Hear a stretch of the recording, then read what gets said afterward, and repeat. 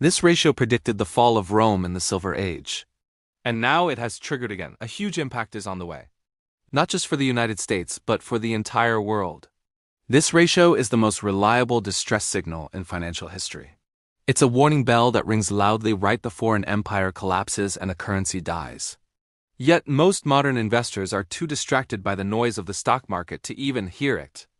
In this video, we're going to expose the mechanism behind the signal and show you the exact data that proves the current financial system has already entered its final phase. But to understand the danger we face today, we first need to understand the rule that has been broken. For over 2,000 years, long before the concept of a gold standard or the complex derivatives of modern banking, there was a natural law of money. We call it the divine ratio. If you were to dig into the Earth's crust today, for every 1 ounce of gold you will find roughly 19 ounces of silver. It's a geological constant written into the planet itself. This physical reality has been there all along. Because of this constant, ancient civilizations from the Greeks to the Romans and European monarchs based their money on this ratio. The exchange rate between gold and silver sat firmly between 12-1 and 16-1. It was stable. It was honest. And honest money is the enemy of dying empires. When Rome began its slow and painful collapse, they didn't announce it in the Senate. They hid it in the mint. Just like today, the leadership needed to spend money they didn't have on wars they couldn't win and a populace they needed to pacify. They couldn't just tap a button to create a deficit like modern central banks. They had to physically debase their currency. Take a look at the silver denarius, the backbone of the Roman economy. Under Emperor Augustus, that coin was 95% pure silver. By the time of Nero, it had dropped to 80%. By the late 3rd century, under Aurelian, that coin was nothing but copper washed in a thin layer of silver, with only 5% purity. The silver had disappeared into private hoards, leaving the public with worthless base metal. The ratio between real value and the government's face value had shattered. What followed was the first hyperinflation in Western history. Prices skyrocketed, trade collapsed, and the once mighty Roman Empire disintegrated. And why? Because they broke the link between their money and physical reality. This wasn't just ancient history. This is the exact blueprint for the financial engineering we see today. You might be thinking that Rome was an ancient anomaly, a primitive society that simply lost track of its coins. But let's fast forward to the modern era, specifically the industrial powerhouse of the 19th century. For decades, the United States and much of Europe operated on a bimetallic standard. The gold-silver ratio remained steady at roughly 16-1. It was the bedrock of trade. It ensured that a farmer in Ohio could pay his debts just as easily as a banker in London could settle his accounts. But in 1873, that stability was deliberately broken in what historians now call the Crime of 73. With the stroke of a pen, the U.S. Congress passed the Coinage Act. This effectively demonetized silver. They stopped minting the standard silver dollar and forced the entire economy onto a strict gold standard. This wasn't a simple administrative update. It was a calculated attack on the working class. You see, the wealthy elites and the banking cartels held their fortunes in gold. The farmers, laborers, and debtors held their savings in silver. By destroying the monetary value of silver, the government artificially raised the value of gold. The ratio, which had been the heartbeat of commerce for centuries, instantly broke loose from its 16-1 anchor. It began to climb relentlessly, devaluing the savings of millions of Americans overnight. If you owed a debt, it became mathematically harder to pay because the money supply had been cut in half. This created what we now know as the Long Depression, which lasted from 1873 to 1896. It was a period of crushing deflation, widespread bankruptcy, and social unrest. The narrative sold to the public was one of sound money and modernization. But the reality was a massive transfer of assets. Farms were foreclosed upon and consolidated into the hands of a few. This was the first time in modern history that the global financial system truly broke. Proving that when you tamper with the ratio, you don't just change the price of a metal, you alter the very destiny of nations. Fast forward to the 20th century. By the time we arrived at the early 1930s, the warning lights on the global dashboard were not just flickering, they were burning out. The roaring 20s ended in a devastating crash. And as the dust settled, the gold-silver ratio began to scream. In 1931 and 1932, while the public stood in breadlines, this silent indicator rocketed to a staggering 97 to 1. Pause and think about that number for a second. It took nearly 100 ounces of silver, a massive pile of physical metal, to purchase a single small coin of gold. This deviation from reality was the ultimate siren. It signaled that the industrial economy was dead. Nobody needed silver for production because factories were silent. Everyone was fleeing into gold for survival, desperate to preserve what little wealth they had left. The ratio was telling us that the global banking system was hemorrhaging trust. And just as the ratio predicted, the system snapped. In 1931, Great Britain, the architect of the modern financial world, was forced to abandon the gold standard entirely. They simply ran out of gold. The pound sterling collapsed, and the contagion spread across the Atlantic like wildfire.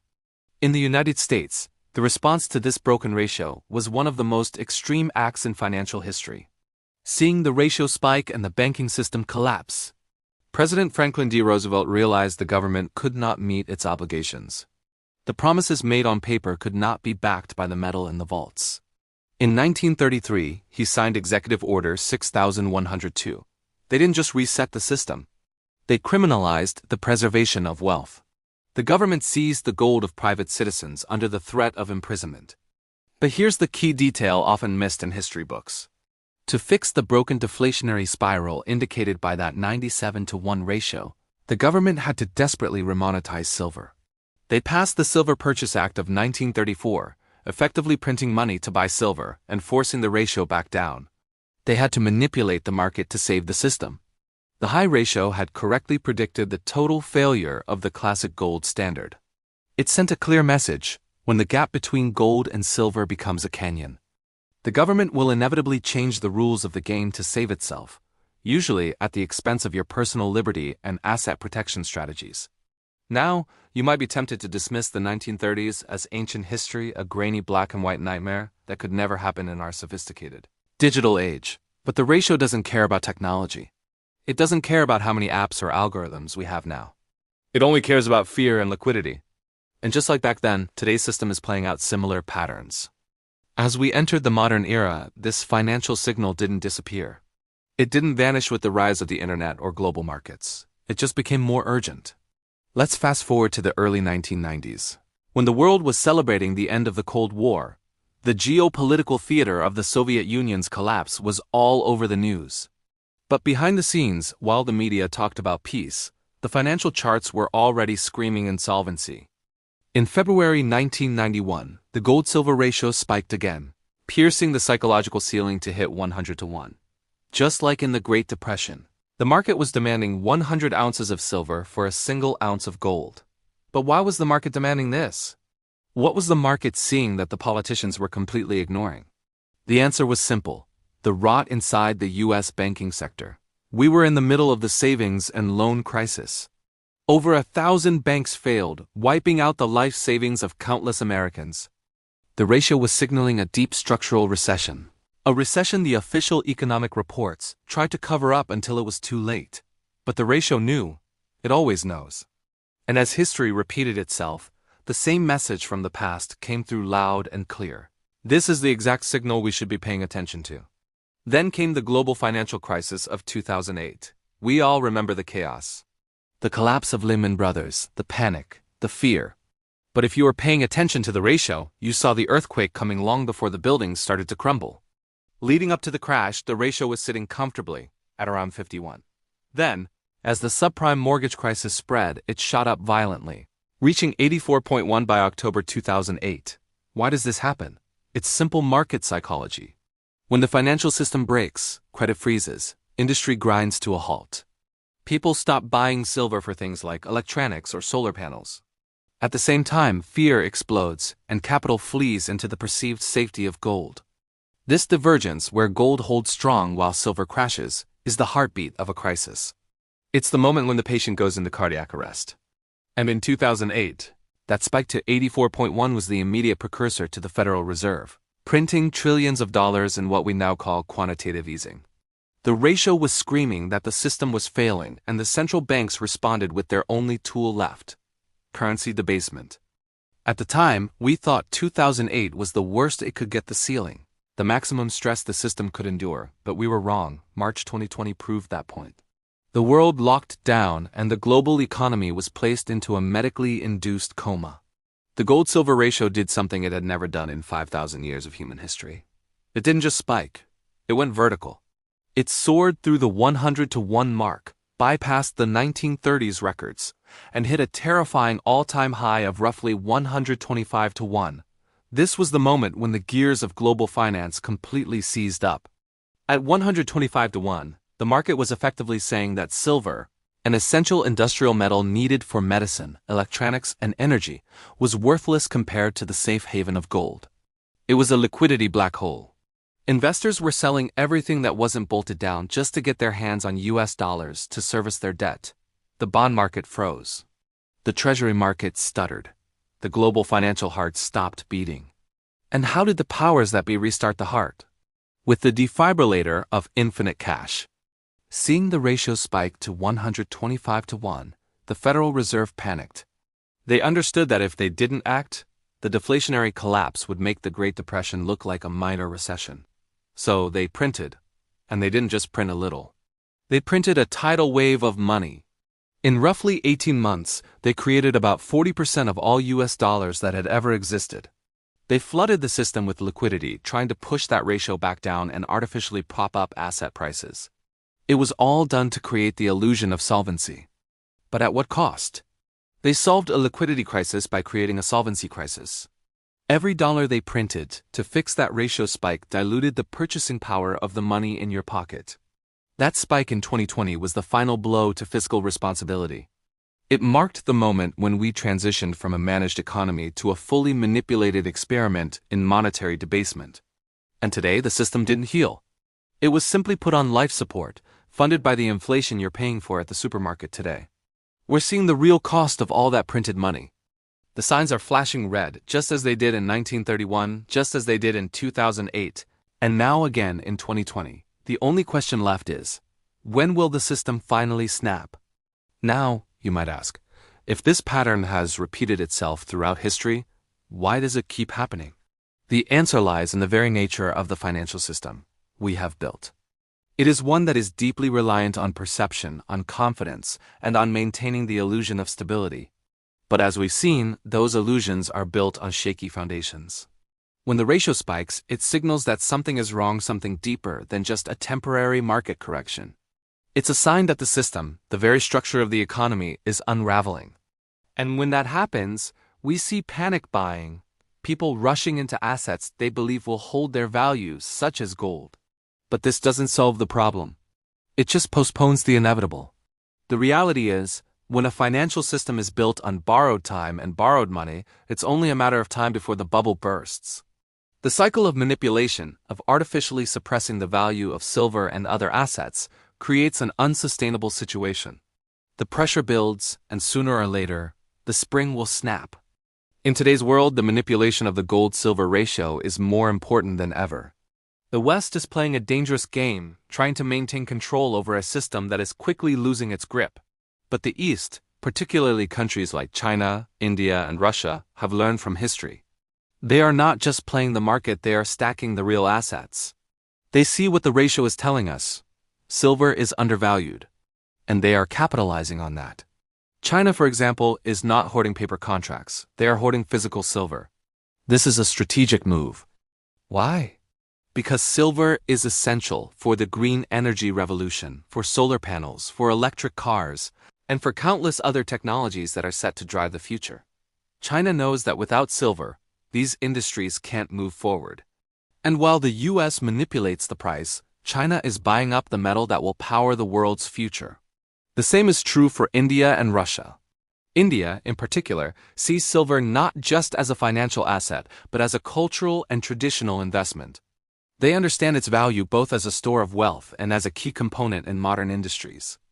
When the ratio spikes and silver becomes cheap relative to gold, Indian imports of silver explode. They are securing the future, buying up silver while the West is distracted by the manipulation of paper contracts. And while the East continues to accumulate physical silver, the West is sitting on paper promises.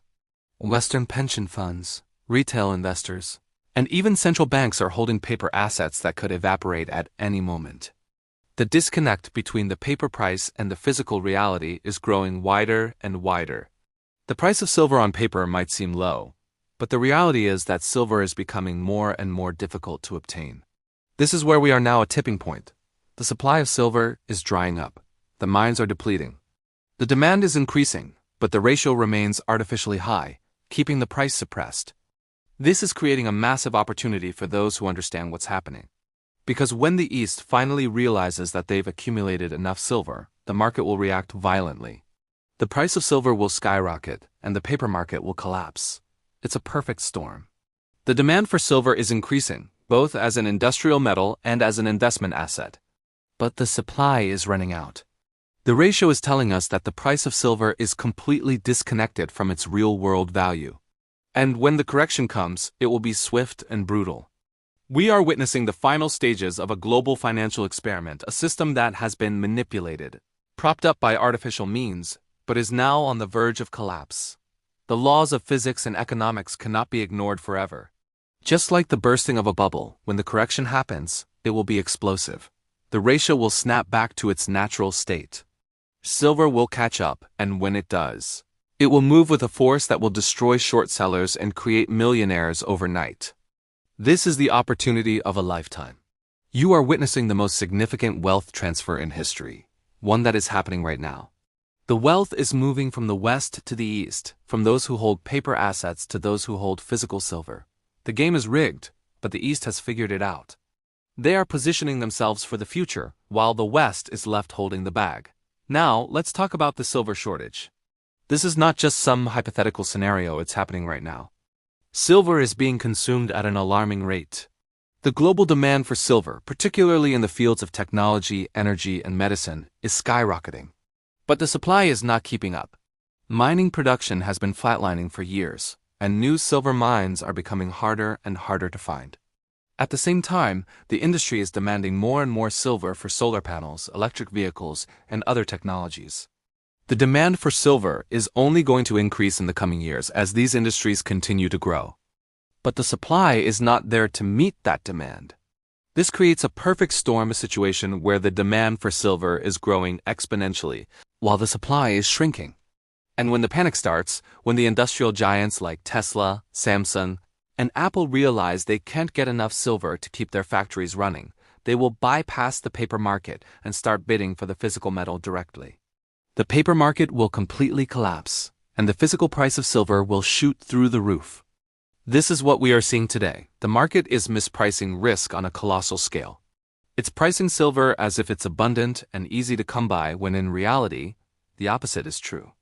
The gap between the paper price and the physical reality is growing wider. And when that gap finally closes, the correction will be violent and explosive. The silver shortage is real. The demand is real, and the manipulation of the price will not last forever. The moment of reckoning is fast approaching. When the East finally realizes that they have acquired enough silver to control the future, the rest of the world will wake up to the true value of this precious metal. The moment of reckoning is fast approaching, and the entire system is about to shift. What we are witnessing now is not just a normal market correction, but a complete upheaval of the financial order. The East has positioned itself strategically, accumulating real assets, silver, the most critical metal of the future, while the West remains absorbed in the paper markets, creating an illusion of stability.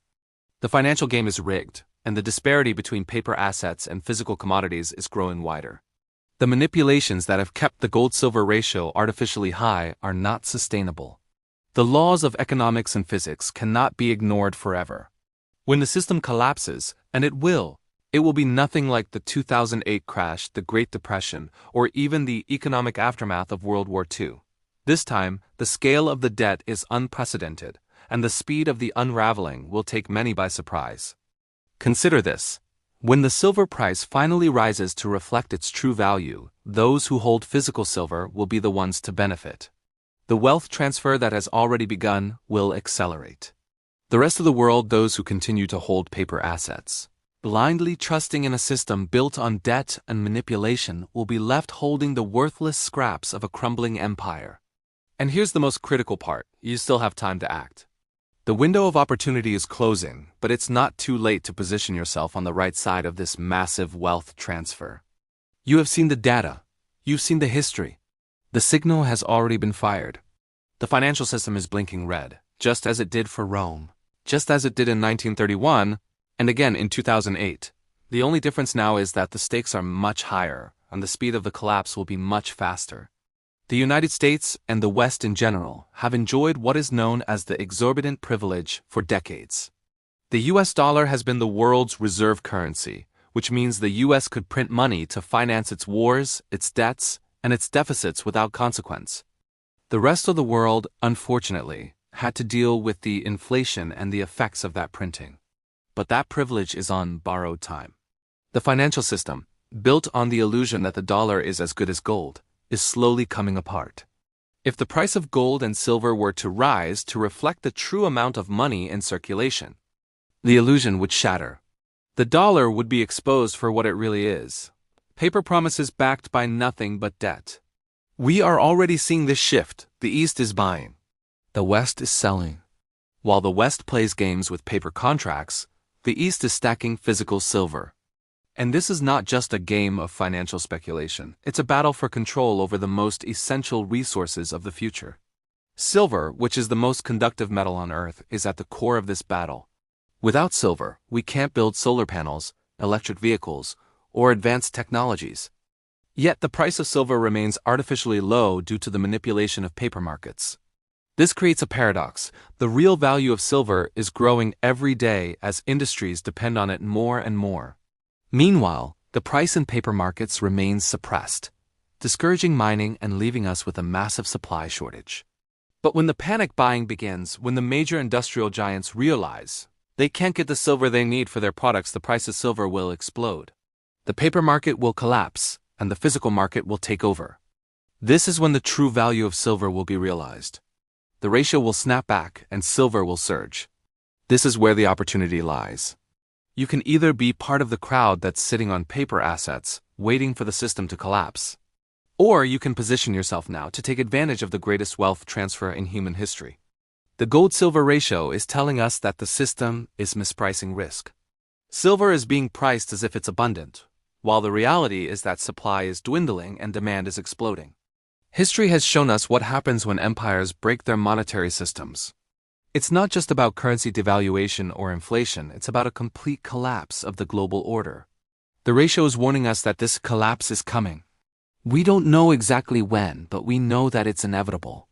And when it happens, it will be unlike anything we've seen before.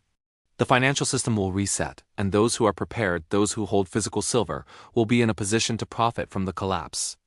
The ratio will correct itself, and silver will return to its rightful place as the most important asset in the world. So the final question remains, are you ready for what's coming? Are you positioned on the right side of history, or will you be left behind, holding paper assets while the world demands real value? This is not just a financial opportunity. It's a chance to secure your future, to protect your wealth, and to become part of the greatest wealth transfer the world has ever seen. The gold-silver ratio has spoken. The warning is clear. The time to act is now. Don't wait for the system to collapse and leave you with nothing but a pile of worthless paper. Prepare yourself for the coming correction and position yourself on the right side of history. The future belongs to those who recognize the signal and take action.